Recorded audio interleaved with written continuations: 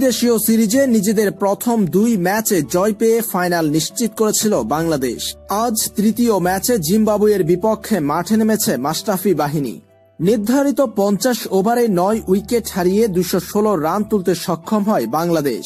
217 রানের টার্গেটে ব্যাট করতে নেমে 37.3 ওভারে 125 রান তুলে অল আউট হয়ে যায় জিম্বাবুয়ে। এর ফলে 91 রানের বিশাল জয় পায় বাংলাদেশ। ত্রিদেশীয় সিরিজে জয়ের হ্যাট্রিক গড়ল মাশরাফির নেতৃত্বাধীন টাইগার বাহিনী। এরই মধ্যে দারুণ এক রেকর্ড গড়ল মাশরাফি বিন মুর্তজা।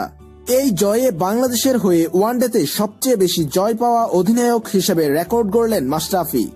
এতদিন ওয়ানডে ক্রিকেটে অধিনায়ক হিসেবে বাংলাদেশের হয়ে সর্বোচ্চ ম্যাচ জয়ের রেকর্ড ভাগাভাগি করেছিলেন মাশরাফি ও হাবিবুল বাশার। 69 ওয়ানডেতে বাংলাদেশকে নেতৃত্ব দিয়েছিলেন বাশার, যেখানে 29টি ম্যাচ জিতেছিলেন তিনি। অন্যদিকে 52টি ওয়ানডেতে নেতৃত্ব দিয়ে টাইগারদের 29 জয়ের স্বাদ দিয়েছেন মাশরাফি। তবে এবার সেটি 53 ম্যাচে 30 জয়। এর ফলে অধিনায়ক হিসেবে বাংলাদেশের হয়ে সর্বোচ্চ ম্যাচ জয়ের রেকর্ড গড়লেন ম্যাশ। চলে গেলেন বাংলাদেশ ক্রিকেটের ইতিহাসে অনন্য উচ্চতায়।